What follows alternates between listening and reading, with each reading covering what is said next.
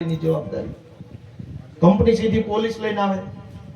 હવે આય મજાનો વિષય છે, હું ફેબ્રુઆરી મહિનામાં બોલ્યો તો, જો કોઈ યુવાનોને યાદ હોય તો મેં એવો પ્રશ્ન પૂછ્યો તો કે કચ્છ જિલ્લામાં અને દેવભૂમિ દ્વારકા જિલ્લામાં ઓન પેમેન્ટ બંદોબસ્ત, આ કાયદાનો શબ્દ છે, ઓન પેમેન્ટ બંદોબસ્ત એટલે પૈસા આપીને પોલીસ ભાડે લેવાની કેટલી ઘટના બની, એમાં પોલીસનું ભાડું કેટલું આવ્યું। સરકારે મને લેખિતમાં, ગૃહમંત્રીએ વિધાનસભામાં લેખિતમાં જવાબ આપ્યો કે દેવભૂમિ દ્વારકા અને કચ્છ જિલ્લામાં 18 કરોડ રૂપિયા લઈને પોલીસ ભાડે આપી કંપનીઓને। અહીં જે બધા આવ્યા છે સરકારી કામ કરવા નથી આવ્યા, ભાડે આવ્યા।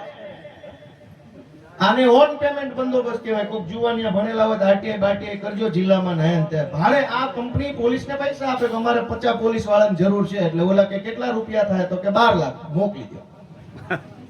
તો મેં વિધાનસભામાં એવી માંગણી કરી કે અમને ભાડે આપો, એને 4 પીએસઆઈ ભાડે આપો, ખેડૂતોને 2 પીએસઆઈ ભાડે આપો, અમારા બેન એના 4 ભલે બથો બધા દૂર આપો, અને એના 4 ને આપણા 2 જેદી પતે તેદી થાંભલો નાખો। તમે એને ભાડે આપો, અમને આપો ભાડે। ભાડે તમારે પૈસા લઈને દેવા છે, કંપની દો, મને દો, છગનભાઈ દો, મેઘરાજસિંહ દો કે ભાઈ રાણા સાહેબ ને, શું ફરક પડે, પૈસા લઈને જ દેવા છે। એની પાસે જાજા હોય તો એને 3 ડીવાયએસપી આપો, અમને 1 આપો, અને બેય નાની શેઠે મૂક્યાવાના, 3 એના ને 1 આપણો, બથો બધ ભલે આવે। તમે એને જ કેમ ભાડે આપો? આ કોઈ સરકારી કામ નથી કરવા આવ્યા। યાદ રાખજો દોસ્તો, આ વિધાનસભામાં ગૃહમંત્રીએ લેખિતમાં આપેલો જવાબ છે, ભાડે આવે।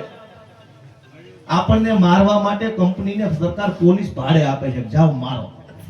અને ભાડેથી સરકારી કામમાં નહીં, દેશનું કામ નહીં, સમાજનું કામ નહીં, રાષ્ટ્રના કામ માટે નહીં, ભાડે મારવા માટે પોલીસ મળે છે આ ગુજરાતની અંદર। એ દોસ્તો યાદ રાખજો બધા વડીલો।